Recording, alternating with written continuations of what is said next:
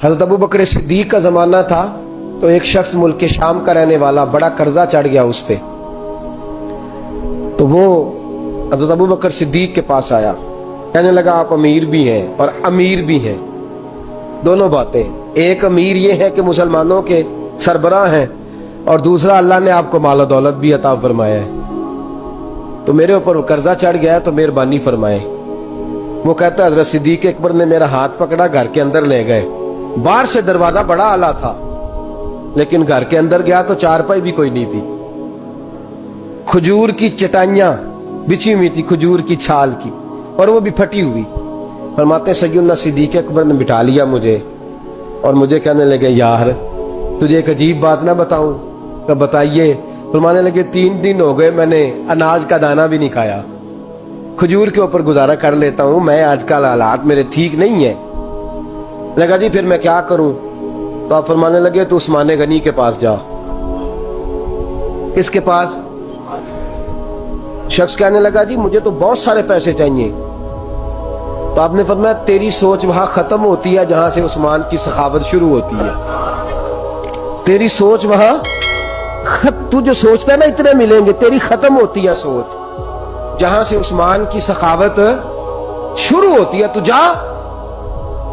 कहने लगा जी आपका नाम लूं? फरमाया जरूरत ही नहीं पड़ेगी। अजी मैं जिक्र करूंगा कि मुझे अमीरुल मोमिनीन ने भेजा है। फरमाया जरूरत है, सिर्फ इतना तू जाके बताना कि मैं मकरूज हूं और रसूलुल्लाह का नौकर हूं सल्लल्लाहु अलैहि, इतना बताना कि मुसलमान हूं, मुस्तफा का गुलाम, बस, और किसी इजाफे की जरूरत। कहा जी वो दलील मांगेंगे। फरमाया उस्मान खैरात करते तफ्तीशें नहीं करता, उस्मान अल्लाह की राह में देते हुए तफ्तीशें 10 रुपए देना और 100 बात सुनाना फकीर को, तुक तो नहीं ना, 10 रुपए और 100 किस्म के ताने ना दे तू मियां, चशम पोशी कर जा।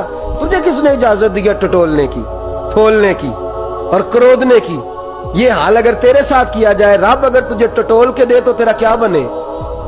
रब करीम अगर तुझे टटोल के दे के पहले बता नमाजें कितनी पड़ी हैं, सवेरे उठता है कि नहीं, तो तेरा क्या हाल होगा? तू टटोलता फिरता है 10 रुपए देने के लिए। हजरत उस्मान गनी की आदत नहीं। वो शख्स कहता है मैं चला गया, पूछता पुछाता दरवाजे पे पहुंचा, दरवाजे पे दस्तक दी तो हजरत उस्मान गनी के अंदर से बोलने की आवाज है, अपने बच्चों को डांट रहे हैं। कहते हो यार तुम लोग शहद के अंदर, दूध के अंदर शहद मिला के पीते हो, खर्चा थोड़ा कम करो, इतना खर्चा तुमने बढ़ा दिया है। तुम दूध के अंदर दूध भी मीठा, शहद भी मीठा, एक चीज खा लो को बीमार हो, 2 चीजें इस्तेमाल करते हो। कहते हैं मैंने कहा अबू बकर तो बड़ी बातें बता रहे थे, और इस किस्म के कई वाकयात हज़रत उस्मान गनी के साथ हुए। वो तो बड़ी बातें बता रहे थे और ये आदमी दूध शहद से लड़ाई कर रहा है, और मुझे कई 1000 दिरहम चाहिए, दिनार चाहिए, मुझे दे देगा?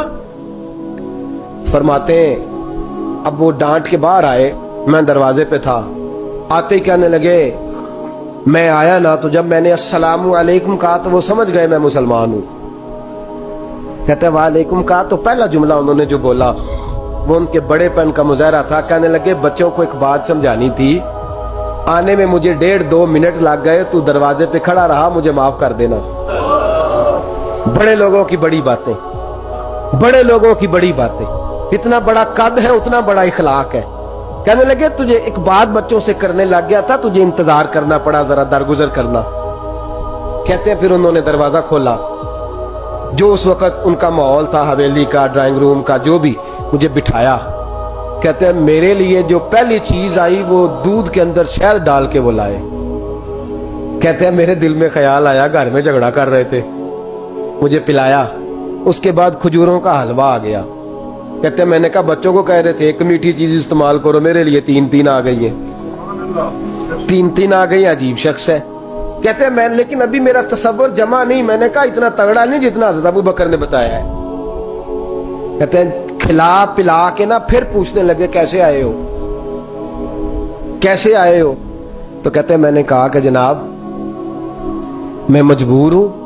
आज बहुत सारे लोग हैं ना जिनके पास किसी की बात सुनने का टाइम ही नहीं। कहते मोटी मोटी बात करें, आखिरी आखिरी। हजरत उस्मान गनी पूरी खिला पिला के कहने लगे कैसे आना हुआ? कहते मैंने कहा जी मैं मुसलमान हूं, मुल्क के शाम के मुज़ाफात के एक गांव का रहने वाला हूं। کچھ کاروباری مشکلات آئیں تو میں مقروض ہو گیا، میرے اوپر قرضہ ہے، مجھے کچھ پیسوں کی حاجت ہے۔ فرمانے لگے میں نے کچھ پیسے کہا، انہوں نے ایک آواز دی تو ان کا غلام آیا ایک اونٹ کے اوپر لدا ہوا سامان لے کے۔ کس کے اوپر؟ اونٹ کے اوپر۔ کہتا ہے مجھے 3000 اشرفیوں کی ضرورت تھی، میں نے بتایا نہیں 3000 چاہیے۔ اونٹ آیا تو حضرت عثمان غنی کہنے لگے اس اونٹ پر تیرے لیے، تیرے گھر والوں کے لیے میں نے کپڑے بھی رکھوا دیے، کھانا بھی رکھوا دیا اور 6000 اشرفیاں بھی رکھوا دیے، تو پیدل آیا ہے تو اب اونٹ لے کے جا۔ کہتے میں نے کہا حضور اونٹ واپس کون کرنے آئے گا؟ کہنے لگے واپس کرنے کے لیے دیا ہی نہیں تو تحفہ ہے، تو لے جا۔ کہتے میں کہاں سے چلا تھا ڈھونڈتا اور مدینے میں آیا، اور جب مدینے میں آیا تو پھر اللہ نے جھولی بھر کے عطا فرمایا۔ کہتے میری آنکھوں میں آنسو آ گئے، اور میں نے کہا حضور آپ نے تو میری ضرورت سے کہیں بڑھ کے نواز دیا ہے، مجھے معاف کیجئے گا، میں سوچ رہا تھا کہ دودھ شاید پہ گھر میں لڑائی ہو رہی ہے۔ آپ فرمانے لگے رب نے جو مجھے پیسے دیے ہیں اس لیے نہیں دیے کہ میری اولادیں موج مستی کرتی پھرے، میرے مالک نے مجھے نوازا ہے تاکہ میں محمد عربی کی امت کی نوکری کروں صلی اللہ علیہ۔